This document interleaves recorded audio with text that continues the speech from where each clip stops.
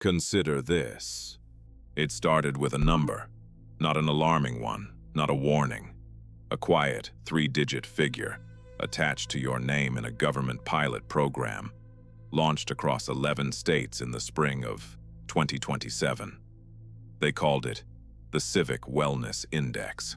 The brochure, professionally designed, printed on recycled paper, described it as a voluntary framework for community accountability. You didn't have to sign up.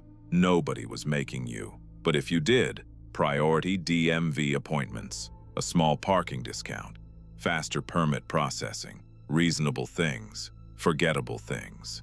The kind of things that make you think, why wouldn't I? The algorithm was simple at first. Publicly available behavior only, voting participation, tax filing timeliness, volunteer hours logged through a companion app, jury summons response rates, census form return. Nothing private, nothing invasive, just a mirror, they said, a reflection of who you already were. Within 8 months, 42 million Americans had opted in.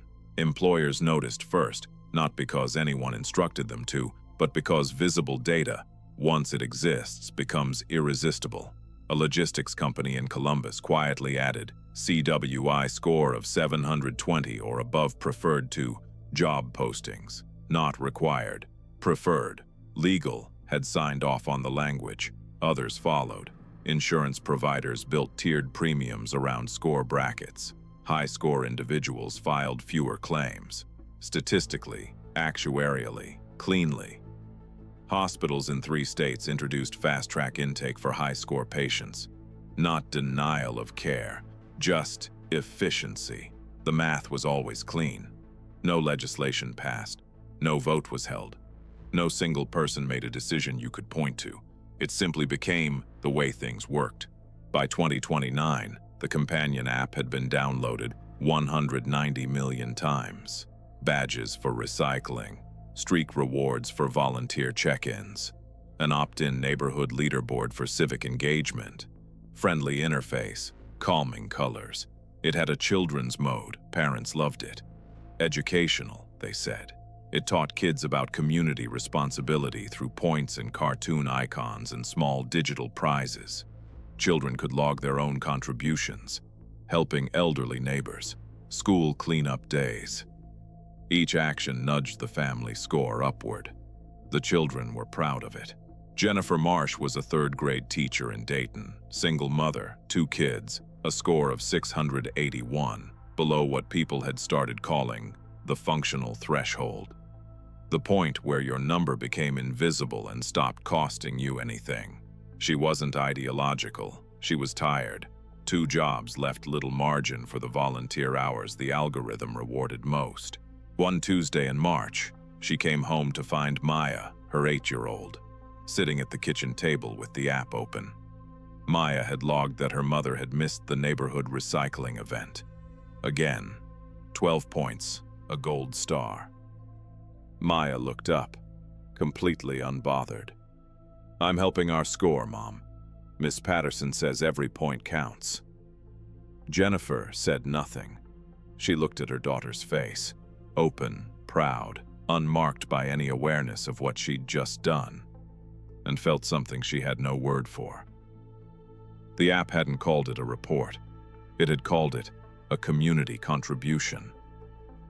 Maya hadn't informed on her mother. Maya had cared. That was the design. By 2031, a geography had emerged that no urban planner had drawn. High-score zip codes pulled investment, infrastructure, employers. The feedback loop was self-sustaining and invisible. Low-score areas didn't collapse. They became quieter. Banks offered fewer mortgage products there. Statistical modeling, not discrimination. Compliance teams confirmed. Grocery chains ran smaller locations, or none. Startups went elsewhere. And then there were the unscored. People who had declined entirely. Some on principle, some on privacy grounds. Some because they'd been too sick, too mobile, too exhausted to ever engage. The algorithm didn't punish them. It didn't need to. It simply could not see them. The unscored statistically looked a lot like the people American systems had always struggled to see. Job filters defaulted to CWI, verified candidates. Rental algorithms prioritized scored tenants. Emergency services optimization, deployed across 14 cities, was calibrated around scored residential clusters. A phrase spread across social media, shared by people who genuinely believed it. We didn't do this to them. They chose not to participate. No law had created the unscored underclass. No one had designed it. It had appeared the way a bruise surfaces hours after impact, long after the moment of harm has passed, and the hand that caused it has already moved on. This is where the story becomes difficult. Not because of what was done, because of who did it.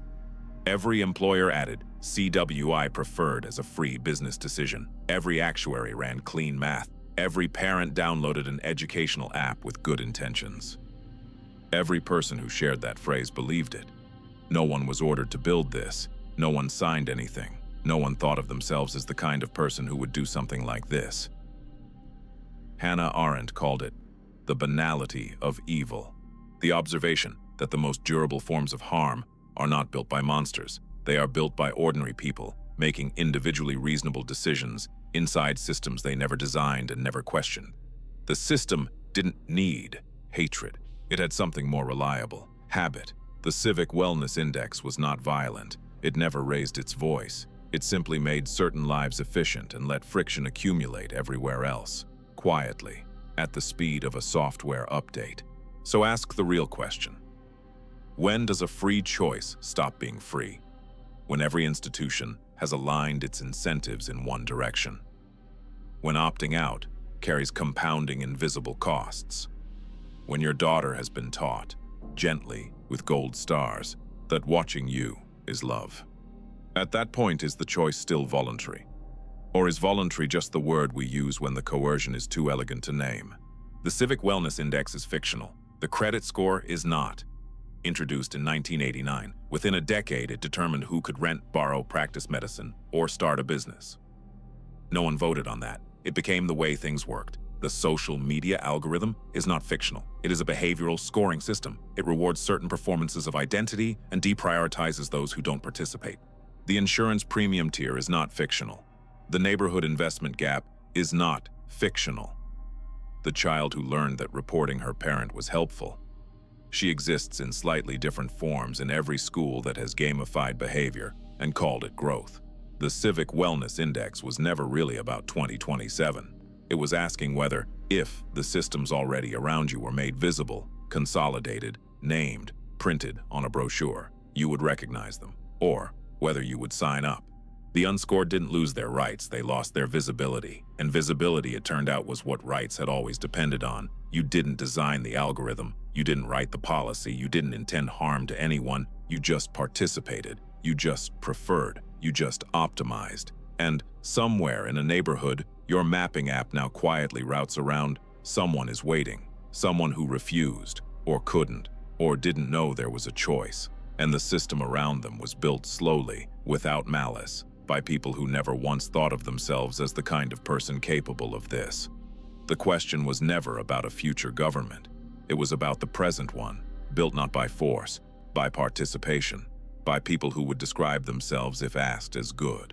Which leaves us with one question. If no one forced you, what does that make you?